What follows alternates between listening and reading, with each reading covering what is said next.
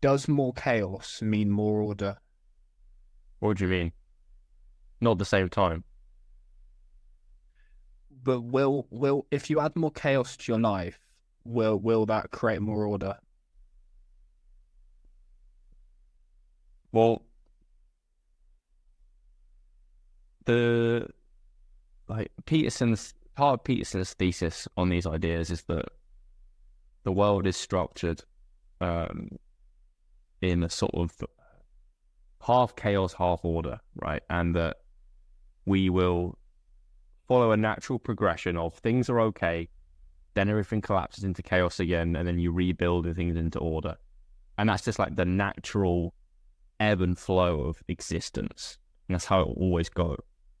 And you see that in your own life when there are times that things are going smoothly, you think you have things figured out, you're happy, you know where you're going, and then the floor collapses beneath your feet and something comes out like you've been cheated on, or someone betrays you, or you lose your job, or you have an illness, and everything then feels like it's completely falling apart. And then from that point, over time, things come into place. You heal yourself, you rebuild, and you return back to order. But I think there is I don't think more chaos leads to more order, but more chaos makes the rebuild into an order more difficult. But the important thing to stress is that you don't want just order or just chaos. So like you need that balance, because the two extremes you don't want. Like too much order is like obsessive compulsive disorder. Too much chaos is like your life's just completely blown out the water and in the bin. So that doesn't really answer your question, but Do you think it's like a short term you want some chaos for the long term to be more orderful?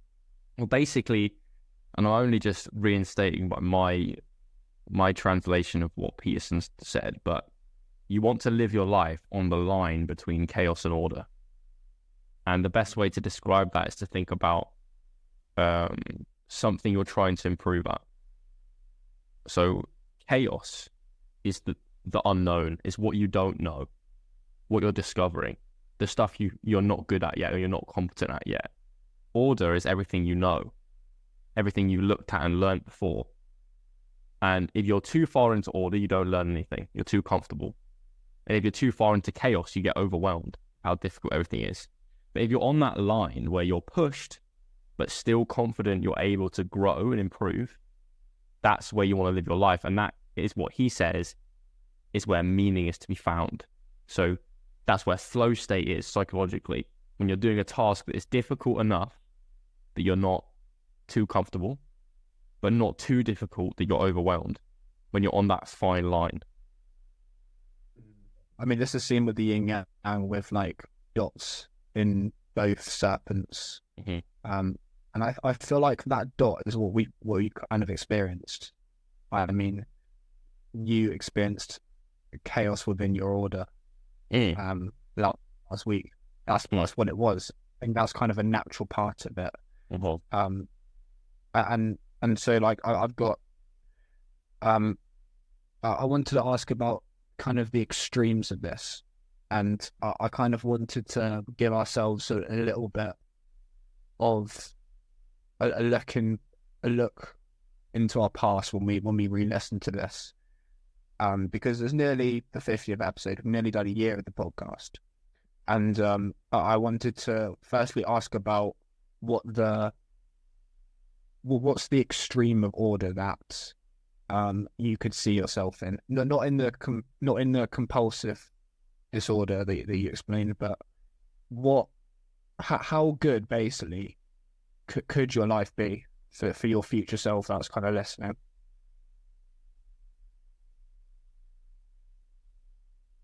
Again, I think too much order is not good.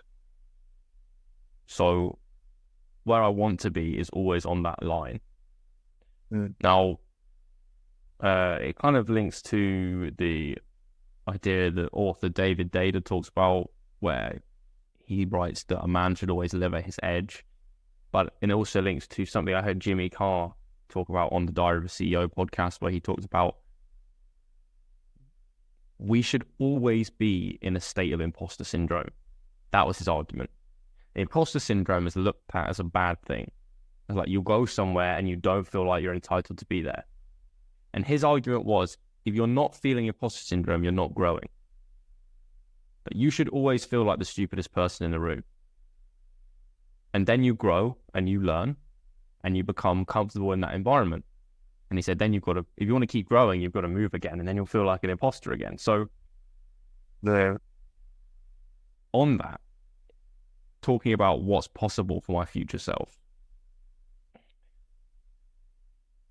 the dream is to get to a point where I wake up in the morning and I want to live every minute of that day.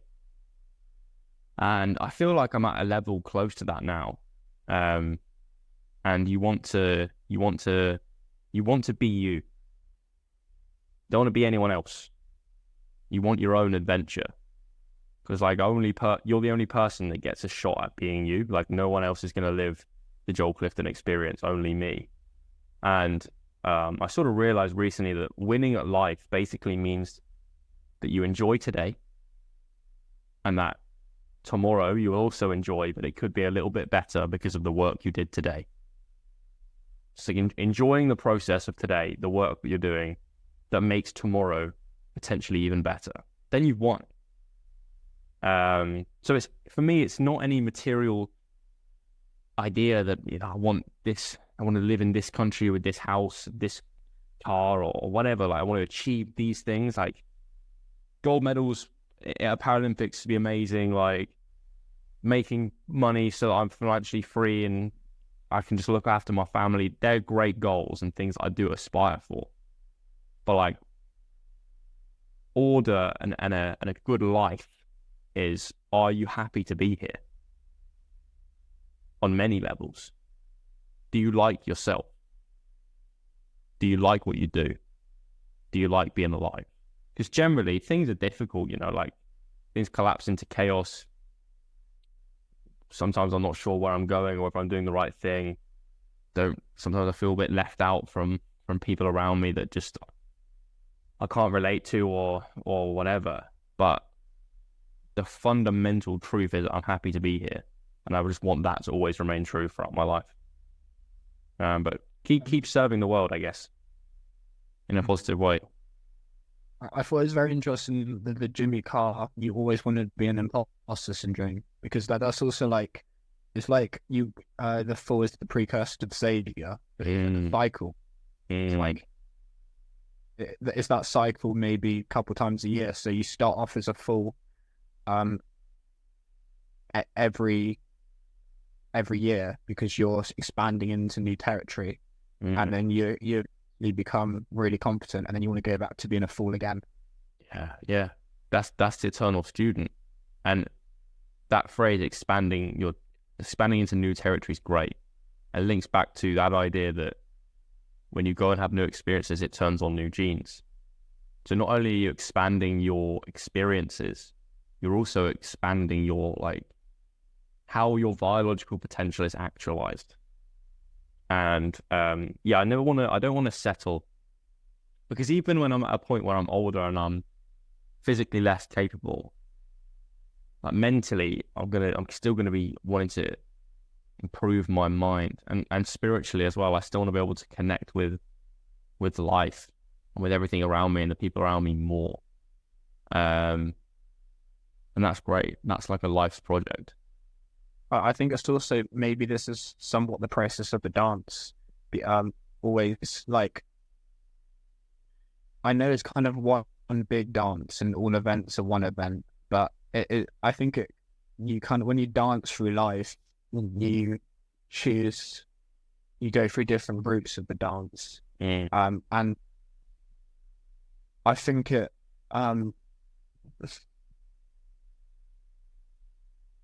it's like, I feel like this state is also a combination of combining what you referred to last episode as the drill sergeant and the sort of spiritual voice in your head. And that's where you combine the two.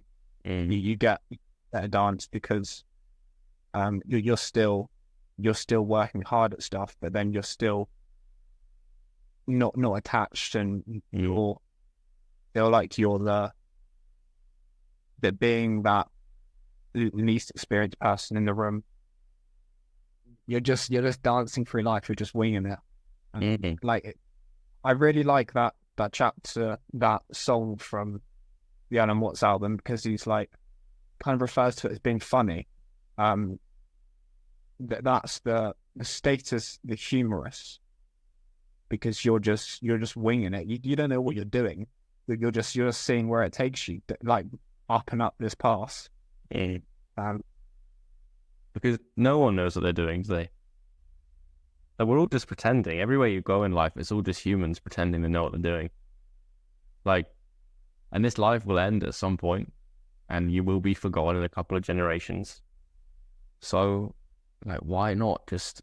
It's hard, isn't it? It is true. It's that dichotomy and that sort of balance between the drill sergeant and the spiritual guy of like, I want to just relax and breathe deeply and enjoy life, but I also want to be productive and give back to the world.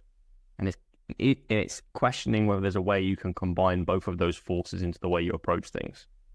And I think it is. It's that productive generosity. You want to create, you want to build, and it's that masculine drive to conquer the world. But behind the scenes, you remain truthful to the fact that none of this actually matters anyway. And it takes the pressure off this, because then this is just like a game. It's just like in Minecraft where you went and tried to build something and you knew it's not real, really, because it's a game, but it's fun. The process of it is fun and it feels satisfying to build something, but it doesn't actually matter in reality.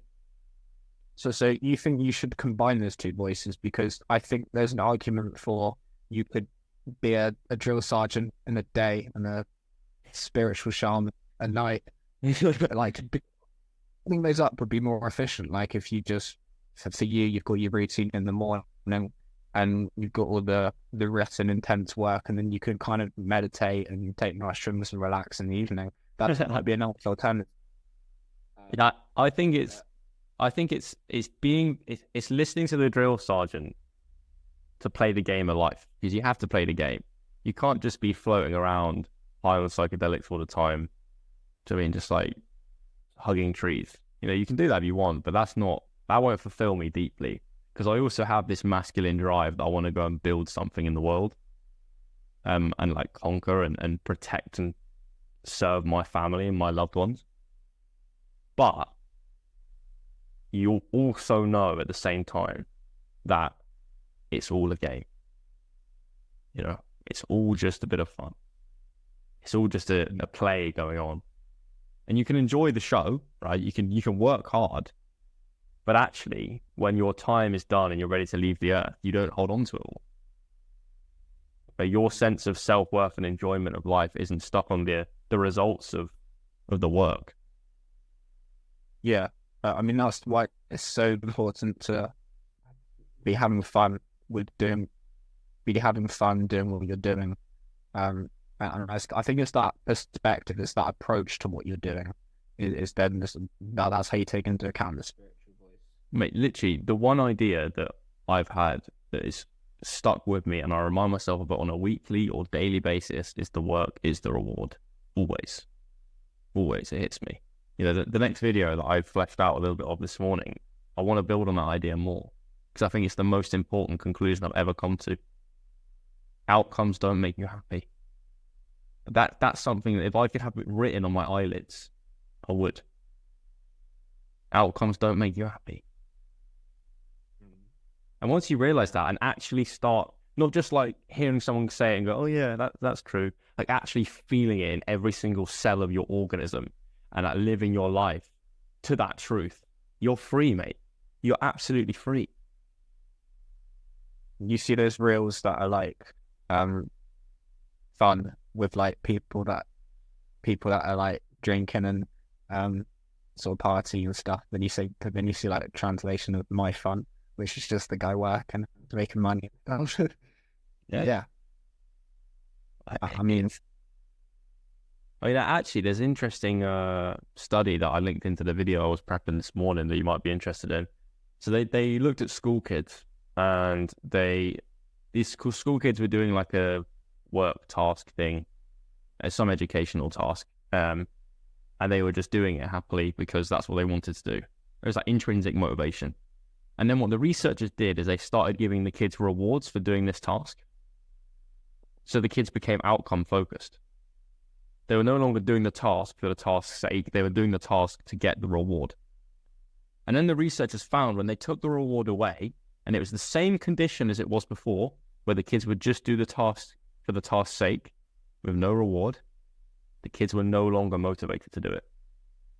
As soon as they flipped that switch and became outcome oriented, the motivation to do the thing that they were doing anyway without the reward decreases if that reward is taken away. So essentially what that means is as soon as you start doing something as a means to an end, you take away the intrinsic joy. If it's about an outcome, and whether that outcome comes or doesn't come, you don't enjoy it because you're always like you're withholding your happiness to a point in the future. It's like one of the things that Chris Williamson has said for literally like 3-4 years when I started listening to him is that most people they sacrifice happiness for success so they can be successful enough to be happy. And he says happiness is on both sides of that equation. So why don't we just cancel out success and just be happy? And it's an interesting idea. Like if what you're doing is working toward a time where you're going to be happier, but in the process, you're sacrificing the happiness you could find today, then what are you doing? Yeah, it's random what it says they're like donkeys with carrots dangling in front of them on a stick. People who live for the future never get there. People who live for happiness never get there because they're not doing it for them. They're doing it for outcome. Yeah. Powerful. The future doesn't exist, mate. Tomorrow isn't real. It actually isn't. It's an idea. You'll wake up tomorrow, but it'll be today. Tomorrow never comes until it's too late. Mm. Yeah. I want to link back into like this. There's also more inspiration from Alan Watts. That's like there's a bit where he talks about how someone's made a typo and put cosmic, but they've put cosmic, but accidentally wrote comic, and then he links that to how Dante called his book the Divine Comedy, and then the attitude that heaven isn't serious. So this is all a concept of how angels fly because they take themselves lightly as well. It's all like it's like you never want to know. You never want to know what you're doing. You never want to be serious in your pursuits. So it's like you don't want to have like these things like attached to you as this is who I am. This is what I'm capable of. This is my past. So you can build this stack of proof, but then you're only as good as your next thing that you produce. Yeah, I mean it's what was said in Fight Club, that what you own begins to own you. And that, I think, doesn't just relate to material possessions. I think that relates to your identity and your skills and stuff. If you're stuck in this mold of who you think you are, you can never transcend that. And it's like I talked about with Oscar Wilde saying that if you know what you want to be, your punishment will be that you become that. Your identity. So, in a way, yeah, if you think about yourself as just this one person that you believe you are, how can you ever be more than that?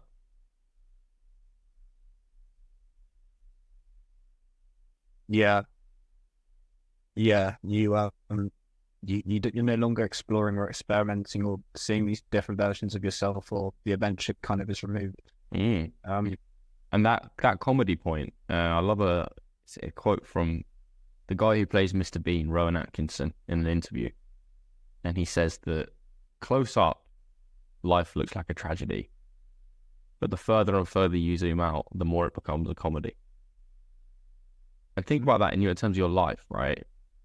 when when bad or bad's just such a simple word, but when tragic or difficult, frightening, disturbing things happen to you in your life, at the time they're horrible. But when you zoom out, maybe you're 5 years, 10 years, or even 1 year on from that, you look back and it's all just quite funny. You know, times in the past where maybe a good example is as a kid when you got told off for doing something in school. You know, at that moment, you're super nervous, bro. You're in fight or flight. You're like, am I about to get killed by this teacher? But 5 years on, when you look back, it's hilarious. And we'll think about this now, Jacob. There's times when we're in the come up in life and things aren't really, we're not really where we want to be, right? We're in a process of becoming. And it's difficult because people maybe don't respect us. They don't rate us. And we have to work in the dark. And we're the only person that truly recognizes what we could be capable of. And when we get to that point, whatever that is, and we make it in whatever context, I will just look back and laugh at these times. Do you remember the times where you lived in uni halls with weasels and, you ended up eating biryani and beans every day and you're going out and trying to interview people in public about your clothes, and that was a nerve-wracking experience, and every day felt the same, and that was tough, but you'll look back and be like, those were the days that made me. And me, I'll think about the shitty rubber basketball court that I can book for £4 an hour at St. Luke's Sports Centre in Exeter, where like nobody else is there with me, and I'm just doing grunt work, chair skills and conditioning with a 10-kilo weight vest on, like snotting onto my shorts. And like, there will be the days I look back and go, that my career was made in those moments. And my career was not made in the moments where I'm in like whatever international tournament or when I'm playing professionally in the Champions League or the Euro Cup or whatever it is. Like, that's not when your career is made. Like, your career is made in the moments where no one else is there. So, and that you'll look back and laugh at that and be like, God, what a legend my younger self was for doing that. Yeah, life is a joke. That's the kind of conclusion. You always look back and laugh. I was speaking to Patrick yesterday, and he was telling me about how computer science is fucking horrible, and he has to do like 70 hours just on second year uni alone, plus work gym 7 days a week and only a clothing brand, and but then I was like, well, do you wish you picked an easier course? And then he said, no, I like that. This is hard because it makes it worthwhile. And then he just saying like how he's got like basically 2 jobs for the summer, so his baseline is 50 hours a week of work. That's his baseline work, and then he's got everything else on top of that. And it's like, you are putting yourself kind of through hell, but that's what he likes, and that's what he's happy to do, and you are going to be thankful of that. I guess you look at, I think it's almost a risk as well. It's like, where you're risking pleasure for, it's delayed gratification. That's what it is. You sacrifice that. Yeah. But I don't think anyone, well, maybe that's wrong. There might be some people, but if you get to a good position in life, do you really look back and go, I wish I like went out and got off my face more? Do you? No, I don't think anyone does that. Like my granddad, he's pleased. Go on. Well, I was just going to say, like, sorry. My granddad, like, he's at a good point in life, right? And he told me the other day when we talked through his life story that night, that he really wasn't confident in school. Like, he wasn't really like the other boys, and the teachers didn't rate him. And the position he's got in life is a good one. And he's never sitting there going, oh, I really wish I was more popular in school. That's just not a thought. Like, it's, if you get to where you want to go, you don't regret the work you've had to put in and the sacrifices you had to make, because they were just necessary. Like, you can't go out and live life without sacrifices, man. Going for the thing sacrifices the pleasure now, But if you just strive for the pleasure now, the person you want to become is sacrificed. But what are you going to say? And you said before, like, people's lives are peaking now. Well, Like, you know, your flatmate. So this is like, yeah, this is the peak. I know. And then it's down. It's all declining from here. It's all decline. And I told you that, didn't I? Like, I look at some people and I imagine them at 40. And I'm just like, God, I'm so sorry. It's just not looking good for you. Do you know what I mean? That's such a bad thought that you shouldn't have. But like, that's how you know I'm being raw and honest, man. Yeah, it's you got to give something of the value now to have something more value later. I mean, those people are going to look back at the good time they had at uni and how good it was. But there's all these like celebrity examples as well about they get bullied and they don't like school and they end up being successful because they take that pain and just work really hard at something through the whole time. Yeah. Well, I think it depends how your brain is wired and what you find meaning in, but there are two ways of living a happy life. You either aim for just happiness, temporary happiness in each individual moment, and that's just doing what your impulsive pleasure drives you to do, hunting that dopamine, or you live a life that in retrospect you're glad you lived. And that's doing hard things, that's pursuing meaningful tasks that are uncomfortable in the moment, but afterwards you look back and you go, I'm glad I did that. And I think I'd prefer the second option because it pays dividends. It's like interest. So like the difficult grunt work, say in a basketball context that I do on court contributes to my career as a whole. And when I'm in my mid-20s and I've got a pro contract and I might be playing for my country at a senior level, that will be the interest that I've gained from like the little bits of investment I'm putting in now for that job. And that feeling that when I'm in that age and I'm looking back at 19-year-old Joel and the work I'm doing now, the memory will be so much more joyful rather than, do you remember that time we went out drinking and you were sick on the stairs outside and all that? Like, you know, that'll be a funny, laughy moment, but like, that's not paying dividends to now. Yeah. Well, I know we said there's no right way to live your life, but I'd argue out of these two decisions of is kind of, so you defined it as like happiness for now, and then it was like a life that you're glad you lived, right? The kind of more fulfilling and life where you work hard at something. Is that how you define it?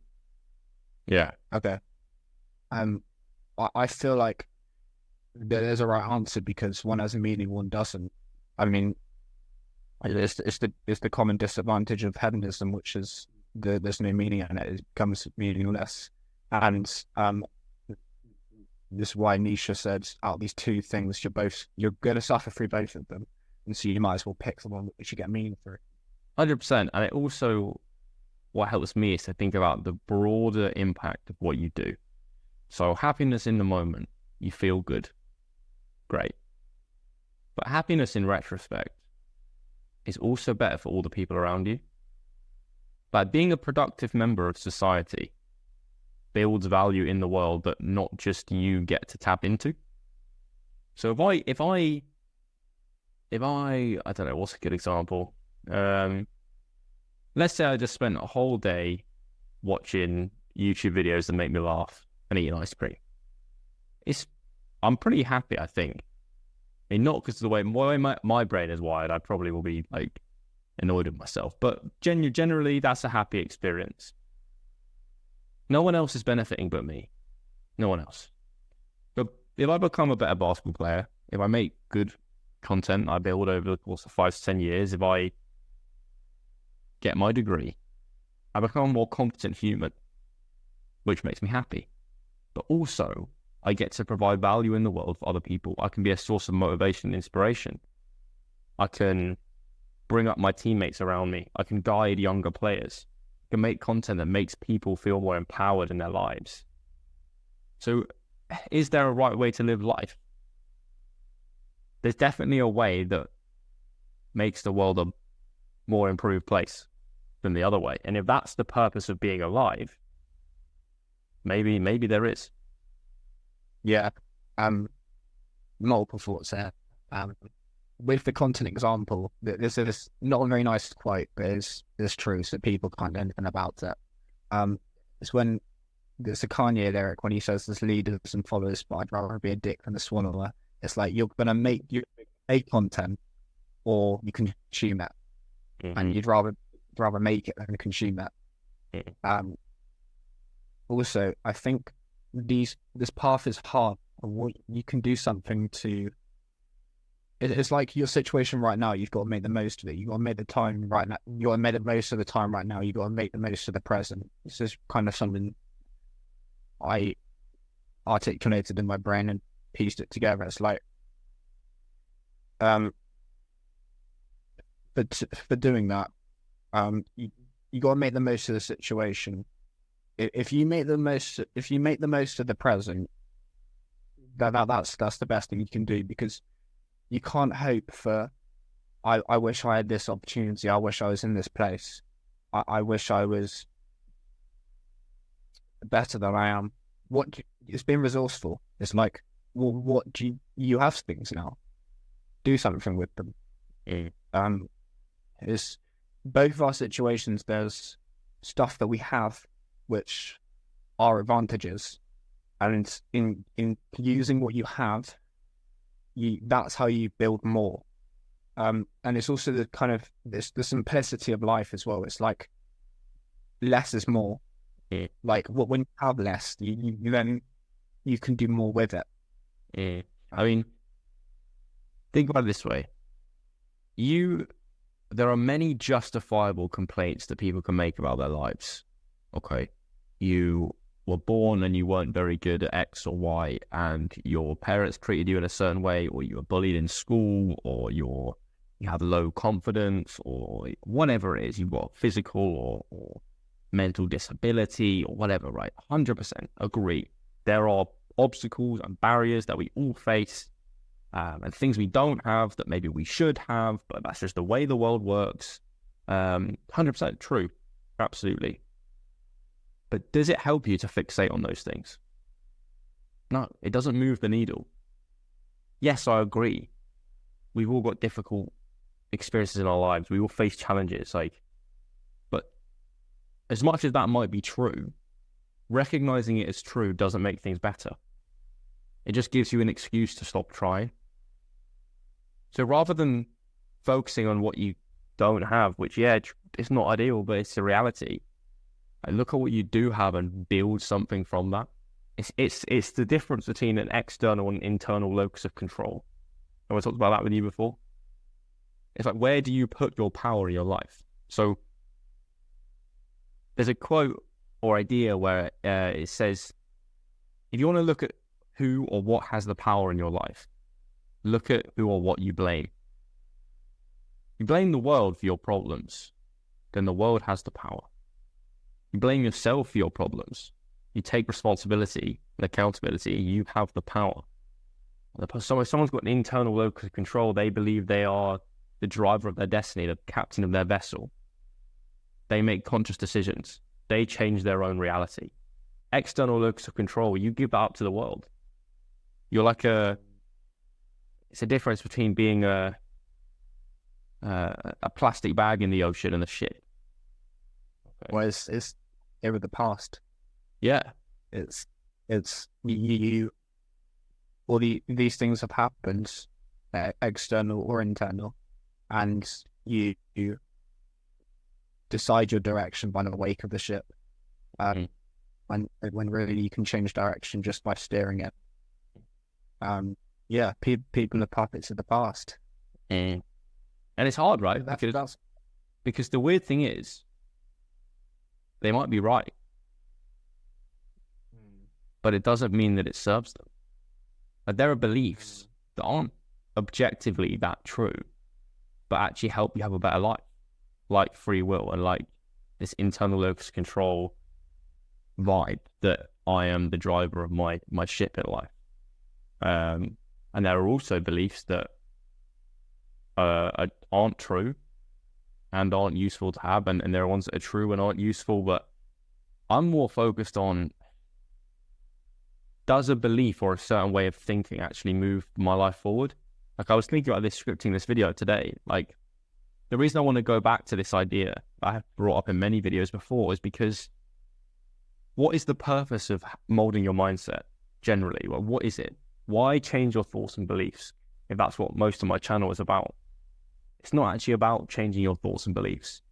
It's what makes you do the things and act in the world in the way that benefits you and your loved ones. That is why we do it. Does that make sense? Yeah. And on an individual level, this is the 25th law of power of recreate yourself. You can. I think you can kind of be. You can be.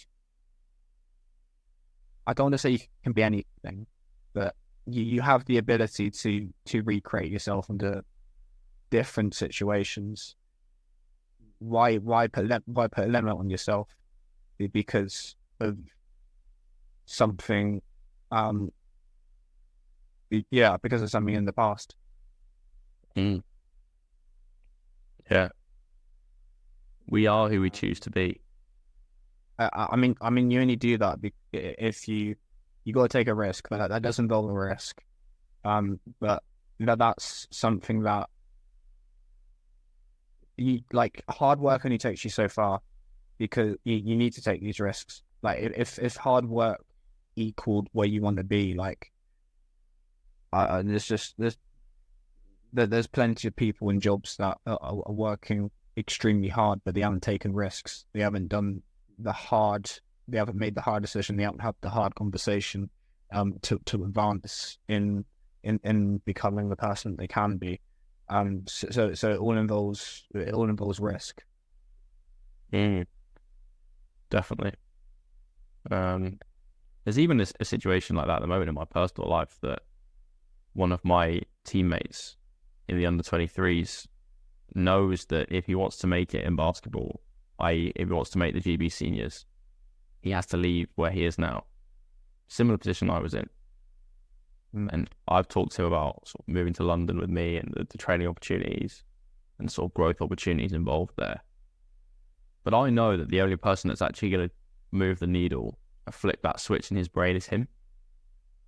And he's at a precipice now between, like, if basketball, and people listening can relate this to anything in their life, any pursuit, if it's really what you want, you have to show that in your actions. And there might be a path that improves what you want, but takes away the comfort of where you are now. It's like that imposter syndrome thing. You've got to go somewhere where you're the fool to actually move on. And that decision, I think a lot of people find that at some point in their lives, and that makes or breaks where they actually end up going in terms of achieving that goal, or just settling for something that's all right. It's an all right life, and greatness is on the other side of that. Yeah, I mean, it's deep. Like, if the concept of, like, infinite universes, so there's a version of you that settles, and there's a version of you that makes that decision. Which would you want to be in this life? I mean, is settling ever good? When you've done enough, probably. Mate, when I hit like 50, I'm chilling out. Yeah, maybe it's yeah. I think right now I've got too much useful energy and ambition. Once I'm a granddad, that's when I can chill. Do you know what I mean? Like, yeah, I think when you're doing that, you're probably not settling in your own way with these new responsibilities such as children. Yeah. And I mean, yeah, I can't imagine that's easy. Especially in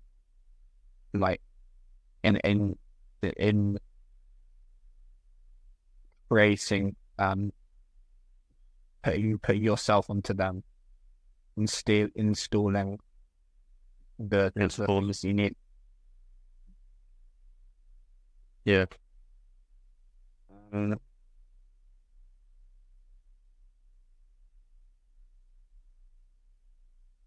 and on the other side of that was the chaos. There's the version that everyone has their own kind of individual hell.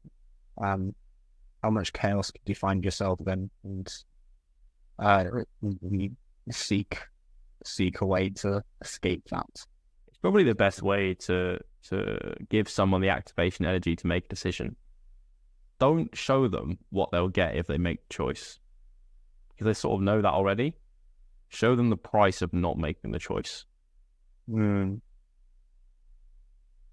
Well, that's what you got to tell that basketball player. Yeah. Because he's good, and I like him. He's a sound lad. He's got his head screwed on. But his development will be stunted if he doesn't move. And that's why I really asked him, how important is basketball in your life? And maybe when I see him next, I'll just talk to him about how he sees the future if he doesn't make the move. Even Nisha kind of talks about this, the idea that people are on the two types of people: the people that have control and the people that are on automation. I'll try and find what he says exactly.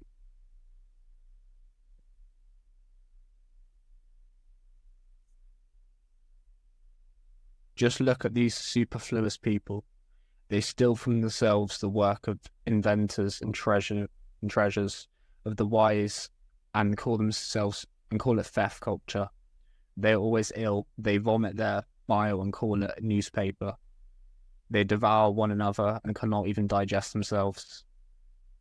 I think that relates to your flatmate a bit. The line, they're always ill. They vomit their bile and call it a newspaper. What does that mean to you? So it is kind of like how when you get drunk, you see it as news that's funny, that you kind of tell people and have it do you remember that time? But on a deeper, it's kind of their lifestyle. It's like, look at what I did here, and you take it into a positive light, like it's an event, like it's a kind of news story that makes turns the bad into kind of like a funny thing. Yeah.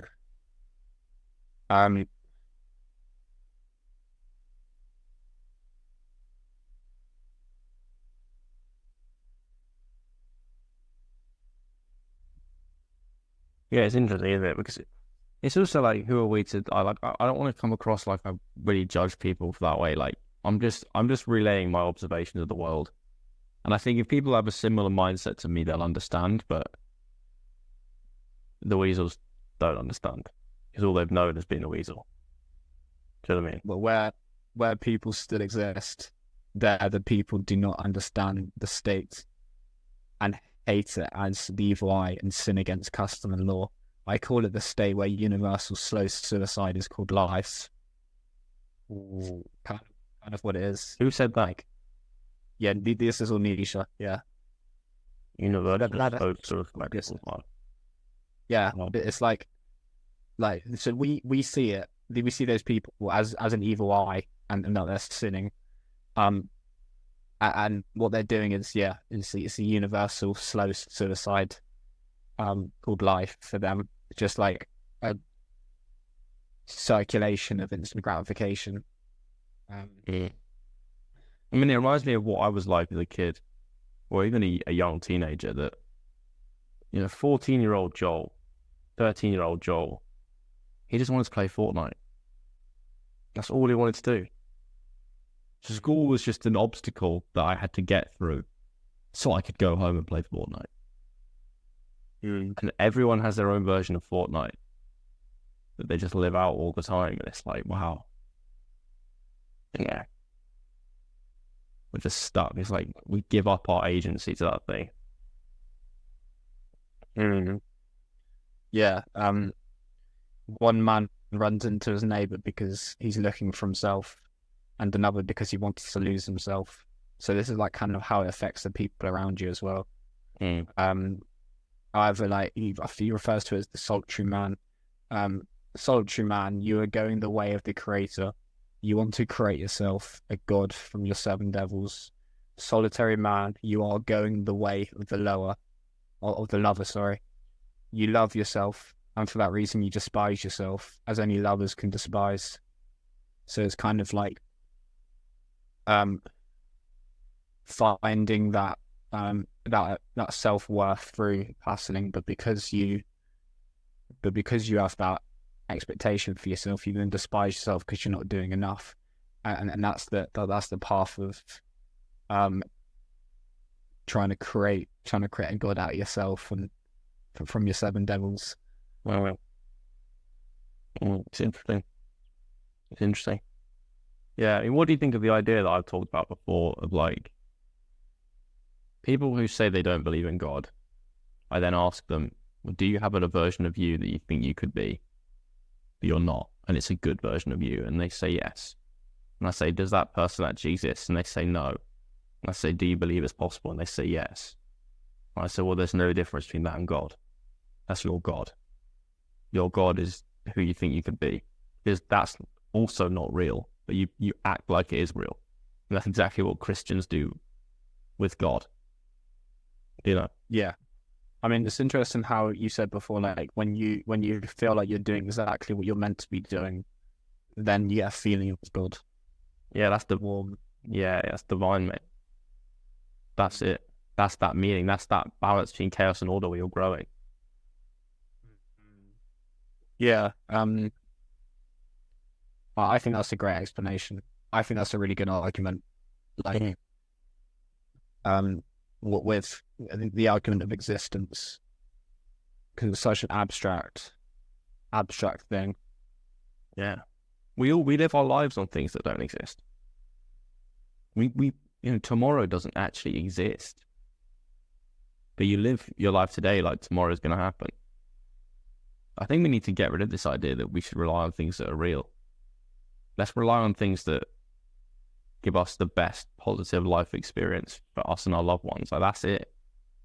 And if that means believing in things that I can't actually perceive with my senses, then so be it. Like, I was thinking about this. I was outside looking at an ant the other day, and I was thinking, this ant has no idea that I exist. Because number one, it hasn't got the mental hardware to even perceive me. I'm so big compared to it that it wouldn't even take me in as an organism. I don't even know what ants have no concept for human. So what about the argument that that's just us in proportion to the gods? We don't have the mental hardware to perceive them. We can't see them or sense them, and we're so small in comparison to their power that we can't comprehend them, and the human ego gets in the way and goes, well, that doesn't exist. No, it can't be. I can't see it. It's not real. I can't measure it with this ruler. It's like, well, mate, maybe you're just an ant crawling about, carrying leaves, thinking you're important. And there's a god just sipping a coffee outside looking at you going, oh, it's an ant. And that's how the gods think about us. It's interesting. So do you think the ant can kind of evolve into some sort of higher power? No. What I'm saying is, the way that an ant is so much smaller than us. I know what you're saying. Yeah. Yeah. Well, I mean, on a human level, yeah, we could be an ant. That. But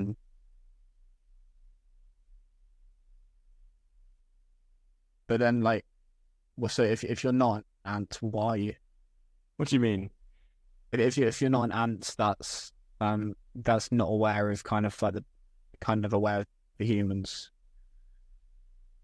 I don't think we could be fully aware of the gods. So we don't have mental hardware to even contemplate their existence. There is so much beyond what our minds can perceive. So much. We experience a tiny fragment of the light spectrum. We can hear a tiny fragment of the spectrum of possible sound waves. Right? We can only sense the things in our immediate environment through the receptors underneath our skin. We can only smell the molecules that bind with receptors in our nose. There's so much beyond that, it's ridiculous. Oh, I mean, you can get awakened and you can create a third eye and become more aware through self-work. Yeah, 100%. But I think that's all spirituality is, isn't it? It's a recognition that there is more than just this. That your senses are capable of consuming more layers. And that you can't just take life on face value. Because everything is so much deeper. But why do that? Like, why work on seeing more out of life? Because I think once you recognize it's there, you can't ignore it anymore. And why would that be a good thing? What do you mean? Well, what's the main kind of benefit of having all these things that are now there? Is it just kind of like it makes? Maybe it's not a benefit. Maybe it'd be easier to just see things at face value and simply. But what I'm saying is, once you recognize the fact that you don't know what the hell anything is or what's going on, you can't then ignore that and just carry on. You know? Yeah. But on that bombshell, I think we should leave it there. Yeah, see. But I've enjoyed this conversation. Yeah. It was it's a good train of thought. And we potentially got some huge guests coming, so the people aren't ready, mate. I'm not ready. I'm not ready. You know what I mean? But yeah, good stuff, bro. Thanks everyone for listening.